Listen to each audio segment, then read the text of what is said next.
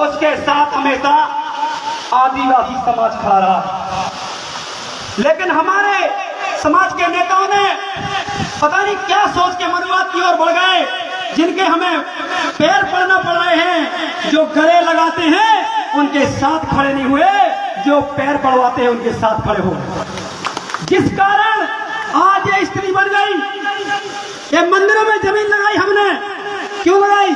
क्योंकि हम धर्म को मानते थे, हम चाहते थे कि हमारे भगवान की पूजा हो। लेकिन हमें पता ही नहीं चला कि भगवान की विचारधारा कब इनने हटा दी और ये खुद को पूजने लगे। साथ में बताइए है कि नहीं?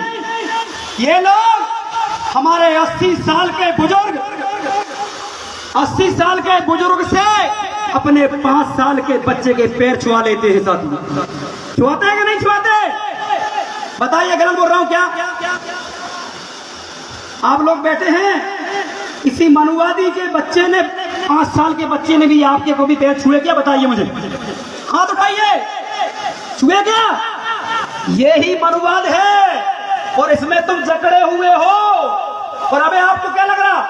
ये एक मंदिर है सिर्फ, देश के अंदर 6.5 लाख गांव हैं, 40,000 बड़े बड़े शहर हैं और छोटी छोटी नगर पालिका मिला के अगर देखा जाए इस देश के अंदर, मैंने गलत लगाया था, कम से कम 24 लाख मंदिर इस देश के अंदर हैं। और ये 24 लाख मंदिर किसके हैं? यही ओबीसी वर्ग के। किसी ने सबसे ज्यादा जमीन लगाई, मंदिर भी बनाया और इसके बाद जिसको बिठाना वो धीरे धीरे उस पर कब्जा कर लिया। हम ऐसा नहीं है कि और मंदिर, किसी और मंदिर का विरोध क्यों नहीं कर रहे हम भाई? इसका क्यों कर रहे हैं? क्योंकि ये गलत तरीके से षड्यंत्र करके हमारे मंदिर पे कब्जा कर लिया। हमारी जमीन हमारी समाज की बुजुर्ग माता ने लगाई, वो विधायक ही बने। सोचने वाली बात है कि उसको भी हथिया लिया। तो हमें जागने की जरूरत है और जागने का सूत्र एक ही है जो बहादुर दादा कहते हैं, इस देश के अंदर जिस दिन जाति जनगणना हो गई उस दिन मनुवाद की चुटैया खत्म। बहुत बढ़िया। क्यों? क्योंकि जाति जनगणना जैसे हो जाएगी, आपके पास लिखित में प्रूफ होगा कि हम इतने हैं, तो फिर तुम प्रथम श्रेणी और द्वितीय श्रेणी नौकरी में 76.5% कैसे पहुंच गए? सोचिए आप, 49.5% आरक्षण है इस देश के अंदर, लेकिन प्रथम एवं द्वितीय श्रेणी नौकरी में 76.9% ये मनुवादी लोग बैठे हुए। इस देश के अंदर विचार करिए, आपके भाई बच्चे पढ़ रहे हैं, 10 साल नहीं लगेगा, कब तुम्हारे मनुवादी जमीन खिसक खिसक के चली जाएगी मनुवादी के पास।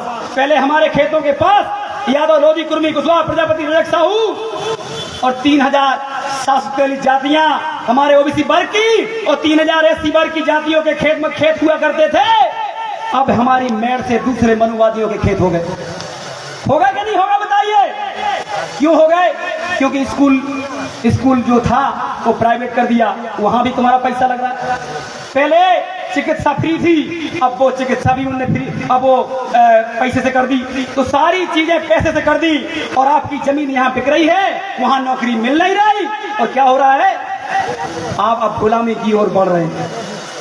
संविधान बाबा साहब भीमराव अम्बेडकर का, ये जो बड़े बड़े नेता बोलने लगते हैं कि आप चले जाओ, हम थोड़े नेता हैं, ये नेता नहीं गुलाम है।